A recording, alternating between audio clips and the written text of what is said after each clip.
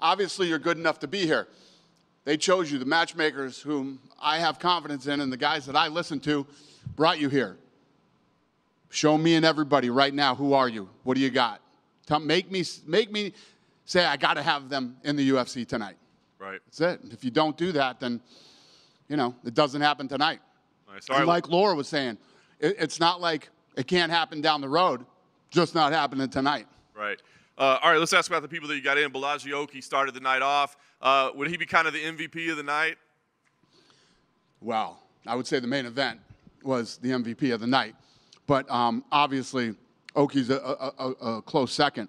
I mean, you know, he beat a Muay Thai world champion, kickboxing champion, and did it striking. And, you know, listen, he was a 2-to-1 underdog. Nobody told him that. You know what I mean? He didn't get the fucking memo. He went out there and fired away, and anything can happen in a fight. You see it every Tuesday in this place. 2-to-1, 3-to-1, 4-to-1 dogs winning because they want to win. Is that the kind of example you would give to people to be like, hey, watch that performance? Because, I mean, it was just all-out aggression. Like, we're not trying to save anything for the third round. Every performance is different. There's been decisions that I've taken, guys. It's not like, oh, you got to come in and finish spectacularly and you got to be a 3-to-1 dog. It depends on the fight. It depends on how you fight. It depends on, you know, there's a lot of different factors into how I decide whether you should be here or not, or whether I want you here or not. Yeah. I did want to ask you about Thomas Peterson as well as the heavyweight. You know, obviously heavyweight's tough. It's just tough to find quality heavyweights, right? Is it a little easier bar of entry, I guess, to get in, or was he a guy that you just were blown away by tonight? Thomas? Yeah.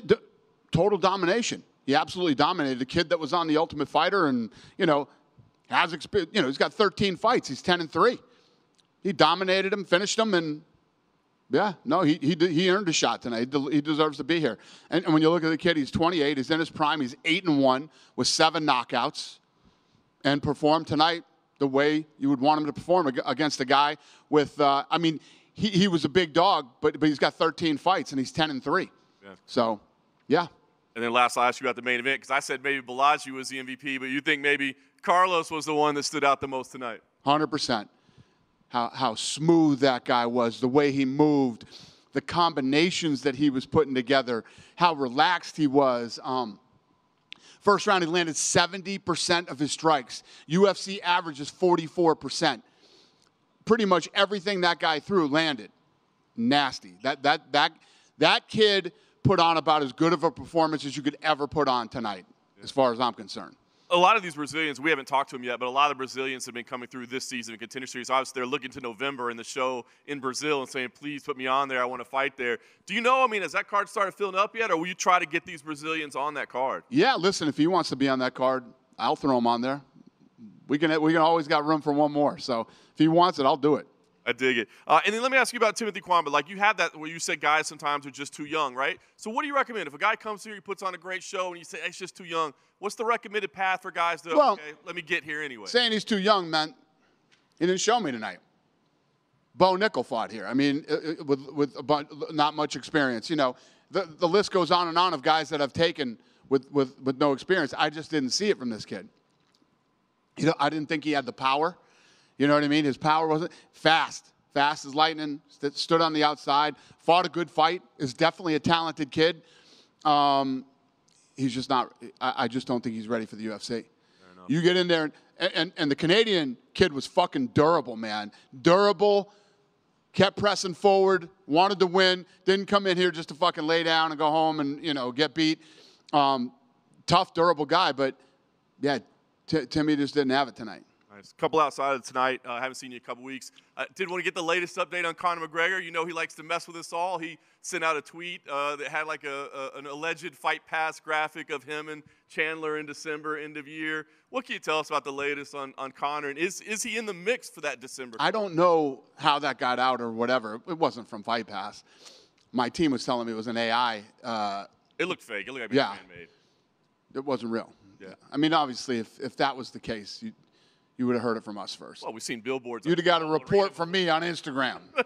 Fair enough. Is he in the mix, though, for December? We're trying to figure out, because sometimes he says he can, then he says he can't. Is he even in Conor? Is he even in discussion for December? I have no clue. We'll see how this plays out. Nice. I did want to ask you about Sean O'Malley as well, obviously new champion, star. What can you tell us about metrics or just information that you may have about where he stands already as a star? Well, we could talk about the Contender Series. When he fought here, he had the biggest numbers on the Contender Series, the first however many seasons. It was millions. He had millions of views. So we knew right away, and we started to move him that way. And he was, obviously, the gate in Boston. It was the biggest gate ever in the history of the Boston Garden that wasn't the Celtics finals, right? And it was the biggest bantamweight championship of all time, pay-per-view wise. So, yeah, I saw there was some talk about me whispering in his ear, you're going to make a lot of fucking money. He's going to make a lot of fucking money. That's a fact. Do you have a kind of a leader in the clubhouse of what's next for him? I mean, obviously Cheeto won that night. You got Rob out there. The last 2 days, yesterday and today, we have put together fights all the way up into March of next year. Yeah. Care to let us know what that? Yeah, when I'm ready, I'll let you guys know. Nice. Last thing I wanted to ask, and I don't know how involved you are in this, but there was a report that came out today of a letter that you guys sent along with the NBA and the NFL to the U.S. government about cracking down on piracy and getting the DMCA Act updated to immediately bring down streams. Just curious how much involvement you have in that, what you can tell us about that. We've been cracking down on piracy for years. I've been talking about piracy for 10, 12, 13 years. We've always taken a strong stance on piracy, and we always will. Yeah. Hi, Dana. Yep. Hi. I'm just curious, we just saw O'Malley win the title first or second, I guess, from Contender Series. Is there somebody that you think will be the next champion from Contender Series? Well, it's funny you say that because, the war room that we have at the office where we make all the fights, there's so on the wall, there's different stickers that go beside the fighters' names so that we know where they came from. Red is the Ultimate Fighter. Blue is the Contender Series. And I think yellow is looking for a fight. And if you look at the whole wall, it's all blue. I mean, the whole wall is blue. This show has created so much talent from, top 15, 10, 5, to a couple world champions now. So this show has become, not just something that we love to do every Tuesday night, but it's become a very vital part to, the organization and to matchmaking. You posted about your home in Maine, somebody trying to get in. Can you tell us about that experience, what that was like? Do you fucking think that you're going to break into my house and there's no cameras at my house, you fucking idiots? I mean, it's crazy. I don't know. I'm assuming the guy was breaking in to try to rob the house. And my sister and her husband and some of his friends are up there visiting right now. And, the guy came up and tried to kick the door in a couple times and then noticed the camera was there, tried to rip it off and rang the doorbell, freaked out and ran away. And they called, my guy who handles my house up there called me and said that, he's calling me at 4:30 in the morning his time. I'm like, uh-oh, something's going on up there. So I answered the phone and he said, somebody just tried to kick your door and rob your house or do whatever. We got video footage, and the police are going to post it in the morning. I said, yeah, fuck that. Send that to me right now. Yeah, that dude woke up and was famous the next morning. And, the Levant sheriff up there made sure that they had him within a few hours. So, we got him. It looked like he had a knife in his hand, or was it something else in his hand? I don't know. It looked like he had something blinking in his hand or flashing or, I don't know if he had a weapon or whatever, but, yeah. Listen, whether you're in Vegas or anywhere else, don't fuck around my house. Good things are not going to happen to you around my house. I promise you that. So, yeah. We also just saw a Korean Zombie retire. I wonder if you could tell me a little bit about him, what he means to you in the UFC. Oh, the Zombie? Yeah. I mean, that event was so badass, and the way the people reacted to him retiring and to him losing. He's one of those special guys. He's very special, man. The Zombie has, not just the Korean fans, but fans all around the world. Everybody's got a Zombie. I had a Zombie T-shirt for a long time, too. And he's been so fun to watch, and he's such a good human being, such a good person. I'm happy for him and his wife, and I wish him all the best in the next chapter of his life. And you touched on a little bit about maybe who's next for O'Malley. And I'm just wondering, what is the likelihood that it would be Merab? I know that there's some controversy of him not wanting to fight. He wants Aljo to have the rematch. What's your idea for that? Everybody in this room and everybody who watches this video knows how I feel about this shit.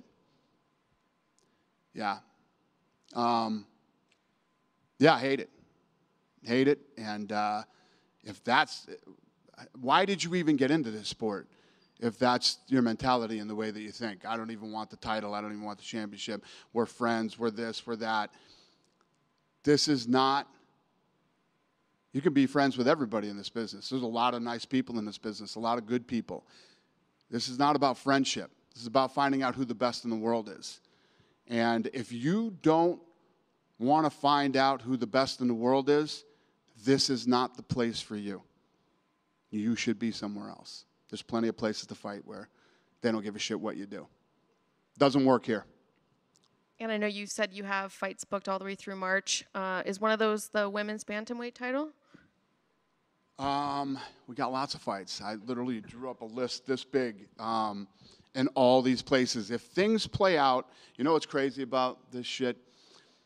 Every year I say, how do we beat last year? How do the fights get any bigger than they did last year? Then we sat in the room yesterday with, obviously the matchmaking side and the ops side on where we decide which cities, countries, and states are available to go. And then they all come in and they funnel them through me, and I decide where we're going to go. So if things play out the way that they did yesterday and today and the way that I'm thinking, because if this happens, we do this. If this happens, we do this. And we're going to have some fun next year and go to a lot of new places that we've never been before, and go to a place I've been talking a lot of shit about maybe twice next year. So it's going to be fun. I'm looking forward to it. I know I didn't answer any of your questions, but that's my answer. Thank you. Yes. Dana, right over here. Yep. Talking a little bit about tonight, when it comes to seeing the talent, and you've been at this for a really long time, whether it's tough, whether it's Contender Series, what is it after all these years that makes you so excited about the next generation and finding that new talent to build the UFC? Well, one of the things that I notice is that every, like you said, generation of talent just keeps getting better and better and more well-rounded and more athletic. And obviously, the sport is so much bigger. And now we're really, I was talking about Mexico yesterday too, which is a bit, obviously Mexico is a big, I have big plans for Mexico over the next couple of years. And we're opening the PI in Mexico. And my vision while I am here, I don't know if this will continue when I leave. It probably will not. But my vision is I want to open as many of these PIs as possible. It's reinvesting back in the sport. And these things cost tens of millions of dollars to build, operate, fill with employees and fighters. And I want this one in Mexico. We got one in China. We got one in Vegas. We'll have one in the Middle East. And I want one in Africa. These are the spots that I'm looking at right now. And as we go into these different territories and open these PIs, you'll have these. If you look throughout the history of fighting, you go to places where living is hard and people have hard times and people come up with rough upbringings. That's where you find some of the baddest people in the world. And as we get into these markets and start cranking, not every kid that's going to come out of there is going to become a fighter or a world champion, but some will become coaches and jiu-jitsu instructors and striking and who else, but they'll be involved in the sport some way, somehow. And some will just come out fans. And we are going to continue to do this while I'm here and spend this money and reinvest this money back into the sport. Like I'm telling you guys next year, all these different countries we're going to go to. That's my like 3-year plan right now. I don't even know if I answered your question either, but I go off on these fucking rants. No, you absolutely did. I appreciate it. perfect. The other one for me, Max Holloway. You talked about Korean Zombie. I'm just curious of what you thought of his performance. Max Holloway? Yes. We talked about him today, too, in the meeting, obviously. Incredible. The guy has been on top of his game for so long. There's a couple of different options for him right now. One that I really love and we're probably going to do. So hopefully I'll announce that in the next couple months. Thank you. Appreciate it. Thank you. Dana, with Max winning, is there any consideration of holding an event in Hawaii? I know you said, it's kind of impossible right now, but with him being so big, with Maui right now, with everything, like, is there any consideration of holding an event in Hawaii? There's several issues with holding a fight in Hawaii for the UFC. The arenas, the cost of doing an event in Hawaii. Believe me, me and all of my staff would love to pack up and go to Hawaii for a week. You know what I mean? Everybody that works at the company would want to go to that event. And not to shit on any other place, but it's probably 100 other places we would rather not go than go to Hawaii. We'd rather go to Hawaii, but it's tough to do. It's tough to do. Do you see UFC ever holding an event in Hawaii if they build a stadium or if they lower the costs? It's funny you say that because we talked about that yesterday too. We covered a lot of stuff yesterday, and obviously the stuff that's going on in Hawaii right now, I'm very supportive of Hawaii and the people, and I'm kind of focused on that right now.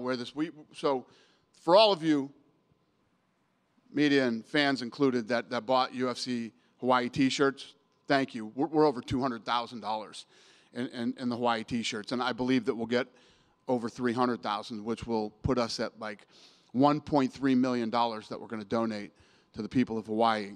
And just like we did in Las Vegas when the shooting happened here, we're trying to vet out right now. How do we get the money to the right people? Who does it go to? You don't just send 1.3 million over there and say, "Hey, here you go. Good luck, everybody." We're working out the details on how to figure that out. And I am going to Hawaii. I'm going to go over there myself and meet with whoever we end up donating this money to. And I'm working on other possible things with Hawaii as far as events go. Just nothing I can talk about right now. I wanted to ask you one more thing about UFC 292. As soon as O'Malley knocked out Aljamain, his knockout was on YouTube. It was all over social media. It's a rare occurrence for the UFC to do that. What was UFC didn't do it. ESPN did. So ESPN, bought the rights to the pay-per-views. So they wanted to put that out that night, and they wanted to promote that fight. So they did. Yeah. Is that, you think it's just a special O'Malley thing, or do you think that might happen going forward? Yeah, I think that they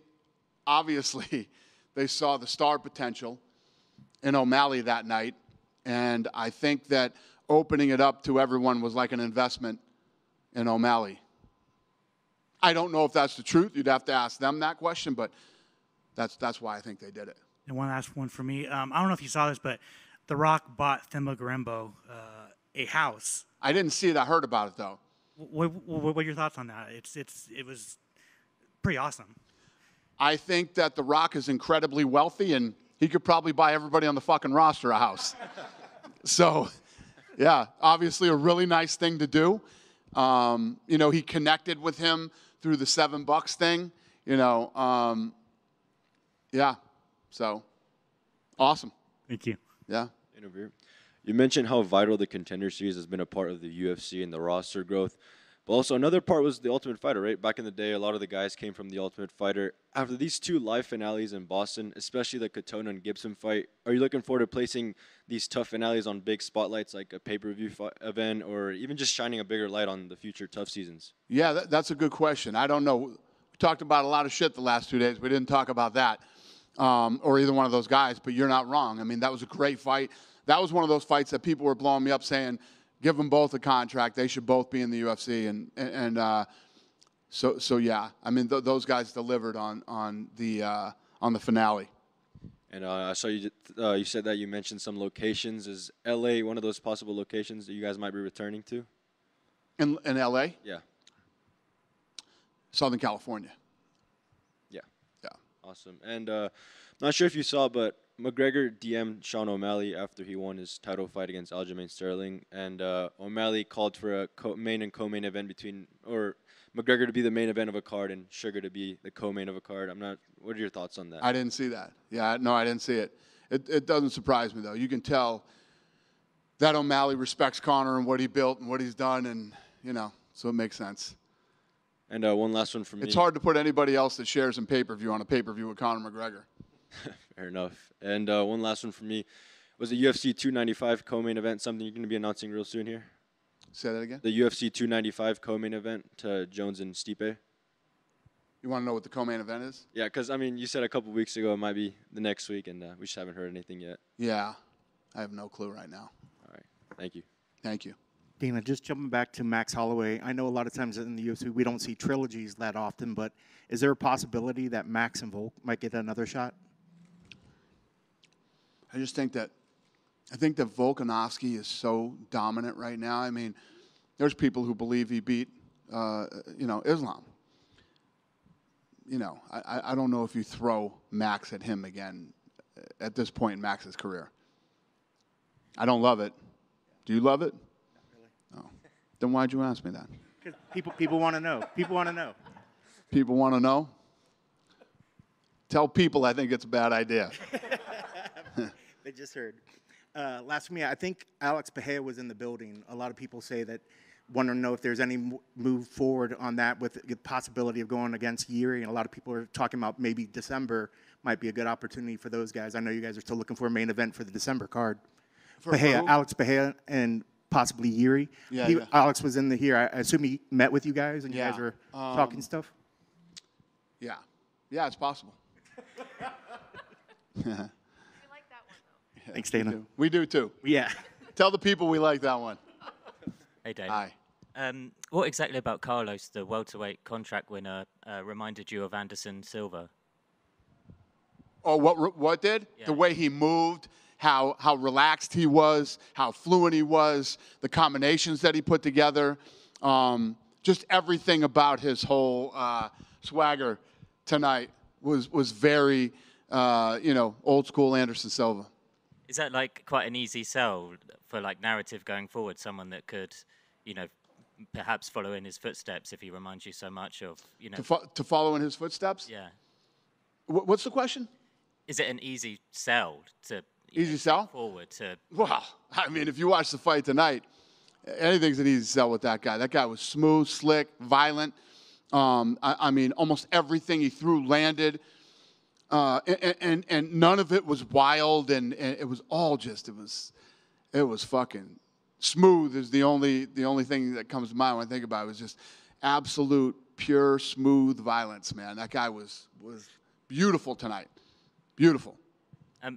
John mentioned about comebacks with Conor McGregor and this screenshot. I think the Daily Mail had Ronda Rousey wanting to return for UFC 300. Had you seen that report? Is it something you'd welcome? Who reported that? Daily Mail, I think it was. I think it's been carried elsewhere. Are you fucking asking me a question that the Daily Mail posted something and you're asking me if it's true? Is that what you're saying? I'm not asking if it's true. I'm saying, would you welcome it? Would I welcome it? Yeah, Ronda's having kids. Ronda built this whole thing that's going on with the women here. Then her dream was to go to the WWE. She went there and did everything she did there and achieved. She's made shitloads of money. She's moved on with her life. Stop reading the Daily Mail. Everything they write is a crock of shit. Any other questions? One follow-up. Yeah. There was a report that John Jones requested that Colby Covington not be the co-main event on his card. Is there any truth to that? Not that I know of. Is that what John said? Yeah. It's probably true then. Yeah, if John said it, it's probably true. But not that I was aware of that he didn't want. What's his problem with Colby Covington? I guess Colby went. They have history, and Colby. Colby was talking shit about him like he does everybody on earth. Basically. It was Colby who said John said it. John. Who said it? Colby said John said it. Oh, got it. So it's not quite John saying it. So John didn't say it. Colby said John said it. Well, there you go.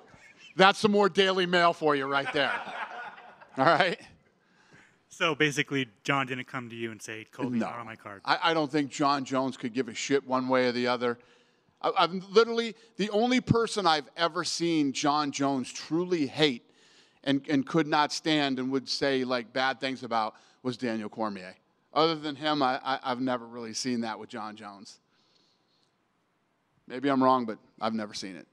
John Jones is at a level that, what's he got to give a shit about anything? You know what I mean? The guy is literally the greatest fighter of all time in mixed martial arts. So I think he's worried about who's on the co-main event.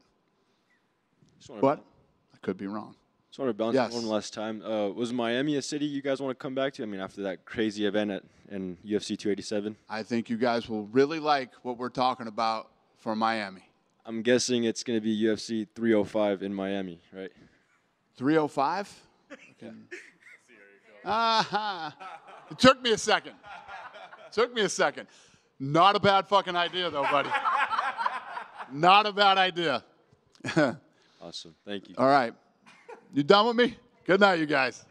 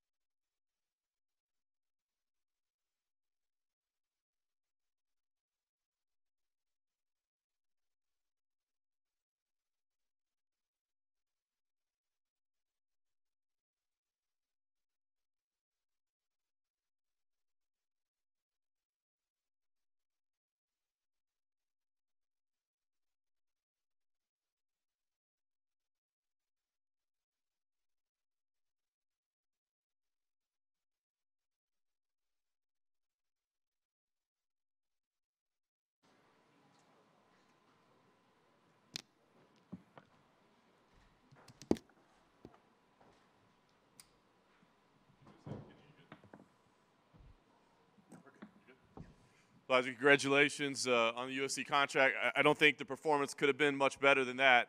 How are you feeling about your fight tonight? I'm feeling great, thank you. And yeah, with your first round knockout, you can't ask for a better finish. So yeah, here we go. It seemed like pretty much a guarantee once it was done, but you had to wait a couple of hours to find out you're in the UFC. Was that challenging at all, or did you know pretty much like I'm? I knew. I was like, you can't do better than a first round knockout. If he doesn't give me the contract, then I don't know what the fuck am I doing, you know. So yeah. Obviously, I knew. your opponent had the striking pedigree, but you went in there and dominated. Did you think that you'd be able to dominate on the feet that way? Of course. It was in the game plan, and we knew exactly what he was going to do. He's a slow starter, and we keep on the pressure, working the body, the kicks, and the heads, and everything went perfectly as planned. So. Nice. Did you have any concern at all about holding a little bit of energy back in case it did go long? It seemed like you were going 100%. Yeah, I was 100% confident in my pace, and training camp was wonderful. So I knew I had the conditioning and everything. So I knew I could do it the same for 3 rounds. I was trained for it. So yeah. Nice. Well, it was incredible. Probably a little too soon to get on a card in Europe this weekend, but yeah. But when would you like to make your debut? And are there circumstances that you would like, whether it be a location or an opponent? Like, how do you envision your debut? Wherever. Whenever, with whoever, you know. So yeah, if it's in Europe, it's gonna be, of course, better for me. France, Paris, I can even go, you know. The first round, I don't have nothing on my face, so I can go tomorrow, you know. So this Saturday would be all right if they need you? Yeah, if they need me, I'm ready to go, you know. Zulu never backs down for any fight, so yeah. I would love to fight anywhere. When the UFC calls you, you get the call and you say yes. I'm that kind of guy. Balaji, right over here.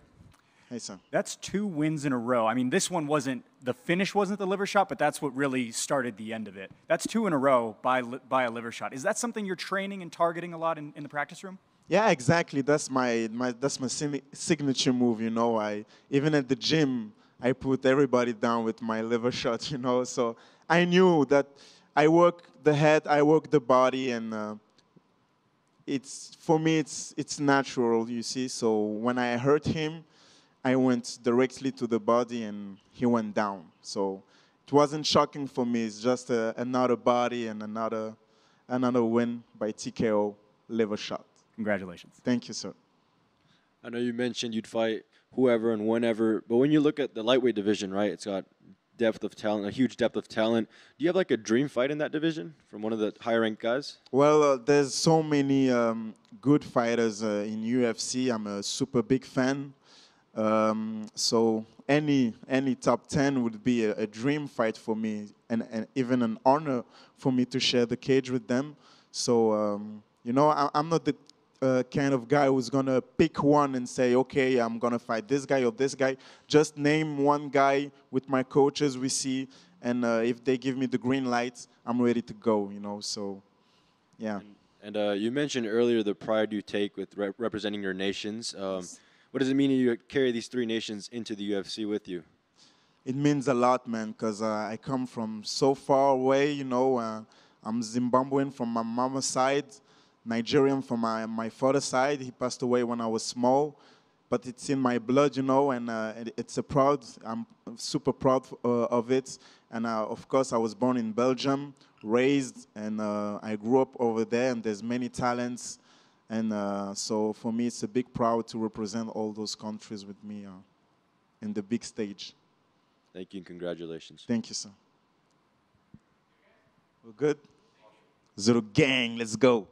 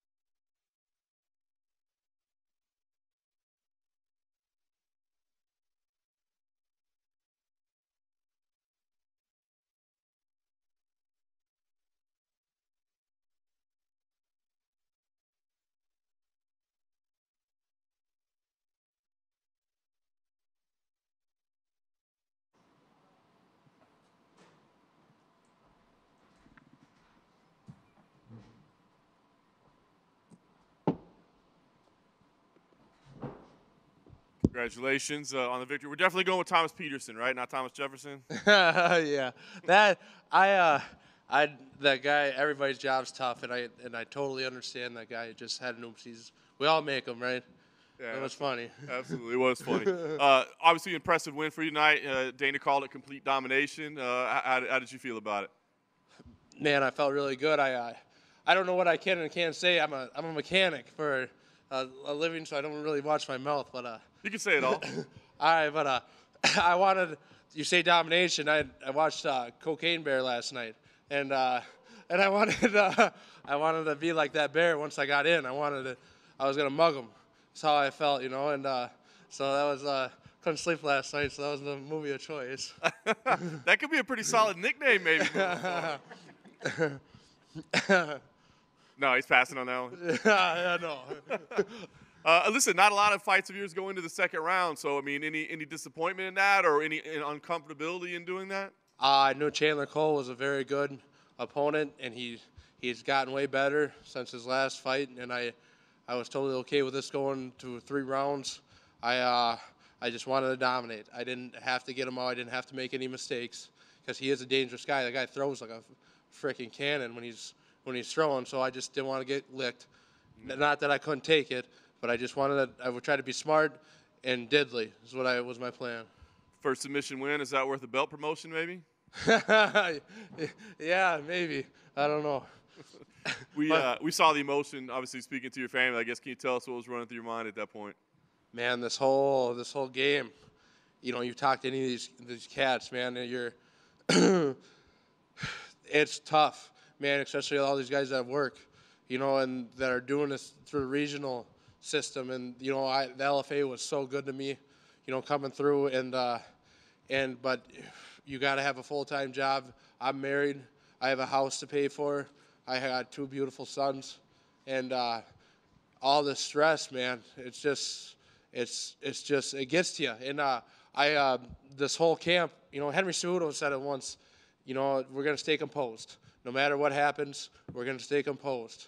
And after the fight, I could just let it go. You know, we worked, all our hard work paid off, and it got the best of me. And DC gave me a hard time about it, but it just got the best of me, man.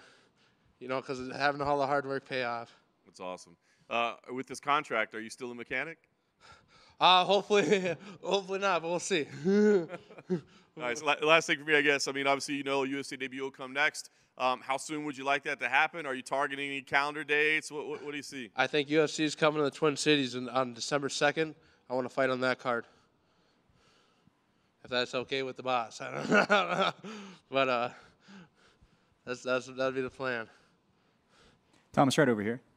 Right over here. Oh, how you doing, sir? Doing well. How are you? Good. So you were the heaviest betting favorite headed into this, and knowing that Chandler was a very formidable opponent, did that add any pressure or any extra butterflies of making the walk here tonight? I don't look at that. You know, it's all, everyone's got 2 arms and 2 legs, man. You know, this game, if you make a mistake, somebody's going to conquer you. And I don't even play with that stuff. You know, it's just somebody's opinion. That's how I see it. Congratulations. Thank you, sir.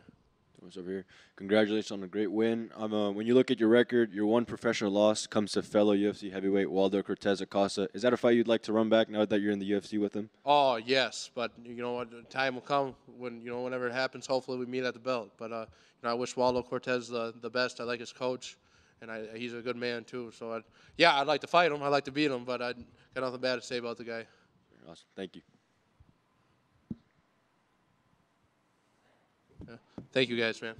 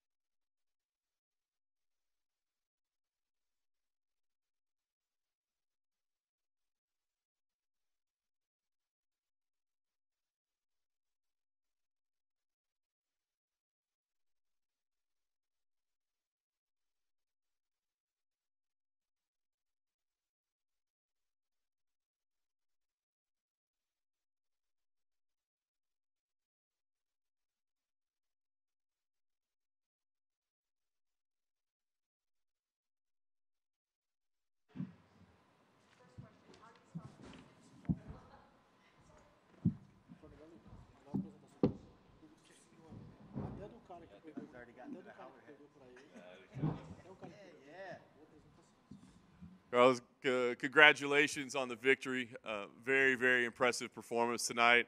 How are you feeling about your performance this evening? First of all, Prost. Better impossible, you know. That was a long journey. I trained with my dad and my coach 15 years, and training a lot of things happen on this way. But today we are here, and I tell him many, many times, before it's happening today, it's happening in my mind, you know. And now my dream become true. I'm really happy. Very nice. A dominant performance from you, really. Were there any surprises in there at all? Anything that happened that you weren't expecting? I was a little bit surprised because he tried to take down early on the fight, you know. Of course, I expected the takedown, but not on the beginning of the fight. And also, he was really strong and was a good takedown. Nice. The shot that landed, you kind of walked off. Did you know at that moment that this is over? Or was there any thought, maybe I better go to the ground and keep throwing punches? Yeah, my last fights, maybe 3 or 4 fights, was on the same way, you know. On the end of the day, he needs to go back to his family, like I have to go back to my mom, you know. And if the fight's finished, I don't need to go there and hit the guy again, you know. Tomorrow, next week, he went back to train and everything. He have his life like I have my life. So that's it. We come here, work, do what I have to do, and that's it. Nice. For your UFC debut, I asked Dana if maybe there'd be a spot on the Brazil card for you. He said if you want it, it's yours. Do you want to compete in Brazil, or do you have different ideas? Yeah, actually, I was talking with my coach. Would be amazing fight in November, I think 4th November in São Paulo. It's my hometown. Would be really gift present to really good to my mom, you know. Bring her to watch me fight in UFC in my hometown. But I don't know. I have a lot of fights there already on my weight division, maybe 2 or 3. I'm not sure. So let's see what happens. I will be training. I will be training hard. But if somebody go out of the fight, I'm there. He said he'll add you to the card. He said he'll put you there. The last thing for me, he also said that he feels you're good enough to compete with anybody in the division right now. How do you see your career? I mean, do you want to face ranked contenders right away, or is it a slow build? How do you see your path? Yeah, in Brazil, we usually just say, I have my feet on the ground, you know? So I was talking with my coach, like on the rank, I think up of the number 7 or 8 is really hard fight to me, you know, not good fight to me. But under the number 8, it would be a really good fight, you know. But yeah, step by step, and not rush. I'm really happy. I want to enjoy this moment, celebrate with my friends, my coach, my team, and yeah, maybe 1 week after I'm gonna back to train, and we're gonna think about it. Carlos, right over here. This is now 7 wins in a row for you. And over the last 4 years, is there anything that's changed specifically in your preparation for these fights that's put you on this great streak? Yeah. I was living in Thailand on my last defeat. And then I back to Brazil, you know. And I don't know, when I moved back to Brazil, I feel like more hungry, alive again, you know, because I live 6 years in Thailand, and I was like everything the same, every day the same thing, train and fight to pay your house, your bills. I was like without like any dream inside me, you know, like I didn't think about UFC or something like that. I was just fighting. And when I back to Brazil, near of my mom, my friends, my coach, my daddy, Chris, make me feel alive again, hungry again, you know. Now I like the process until to the fight. Thank you so much. Congratulations. You're welcome. When Dana was talking about your performance, he said it was very reminiscent of Anderson Silva. I just want to see what you think of that. I was really happy when I heard about that because I have 3 idols. Is the right word? Yes. In MMA, and Anderson, of course, is one of them. And yeah, actually, I was before the fight. I was looking fight of Anderson Silva, Adesanya, because I'm striking. And I like to watch them, what they like to do, and you know, I like to get some energy, yeah. How important is it to watch guys that you look up to before a fight like that? Say again? How important is it for you to look up guys' fights that you look up to before you? I don't know. They are where I wanna go, you know, where I wanna be maybe in 2 or 3 years. So for me, it's really important. And last one for me, do you have a message for the rest of the UFC welterweight division? Yeah, the new welterweight starts right here. Mark my words. I tell Dana the same thing. I respect everyone, but the new era gonna start. Thank you. Congratulations. Hey, Carlos. Who are your other 2 idols? If Anderson Silva is one of them, who are the other 2? Flavio Álvaro is right here, one of them, and Rodrigo Minotauro also. Minotauro and Adesanya is like the same, the same stage. How's that howler head? Say again? How's that whiskey? Really good, really good. I'm surprised you're drinking whiskey. How does it compare to like cachaça and a caipirinha? I like more whiskey. Yeah, yeah. Caipirinha and cachaça is good also, but this one, especially holler heads, like more sweet, So you don't feel like when you drink, But that's good. Enjoy your win. Thank you. Carlos, right here. Earlier, you just mentioned that UFC wasn't even in your mind, in your thought process. When did that first come into the picture for you? Say again, please, but it's a little bit more slowly. You had mentioned earlier that you had never thought about being in the UFC. When did that first come to be in your mind and your thoughts? When I back in Brazil, I was fighting the guys who was working, the matchmaker of the biggest show in Brazil, asking me to fight extreme Muay Thai with MMA gloves. And then I go there and fight, and then I ask my coach, hey, give me one MMA fight. And then I fought, and I win, and then I win again, and then I get the belt. And then I signed with my manager, Lucas Luticus. He's an amazing guy. He has a really good work, and he believes in my job like sometimes more than me. And then one day he come and ask, hey, now you building a good record. Tell me where you want to go. And then I say something like, I want to make money, fight, and say, hey, you never thought about UFC? I say, yeah, of course, but you think I can sign UFC? And yeah, of course, and I'm here today. Thinking about that and your time in Thailand till then, how much did that elevate your confidence and your ability to be like, I can do this, I belong here? Of course, I learned a lot of skills with my coach, Chris. He's like my daddy. But Thailand also make me like cold, like no feelings. I don't feel like excited or nervous, A lot of guys, when they go to the fight, it's like they feel the same when they go get married, Like, oh, today is the day of my life. No, today is just one day of my life. I'm going to work. I do it every day on the gym, Sometimes harder than the fight. So in Thailand, you have to, you cannot choose, I don't want to fight today or I don't want to fight next week. You have to fight because you have to pay your bills. You have to pay, or if you have family with money, that's okay. You can choose. But most of the guys, you cannot choose. Sometimes you are injured and you need to fight tomorrow. Sometimes you run at the morning and the coach say, hey, don't train today because you're going to fight at night. And you have to say, that's okay because you need money. Many fighters have a ritual or do something beforehand. They listen to music to get all hyped up. You're talking about being cold-blooded. For you, do you have anything you do before a fight? Is it relaxing music, anything like that? It depends of my mood, but most of times I think about my mom, my daughter, and that's it. Awesome. Thank you, and congrats on the contract. You're welcome.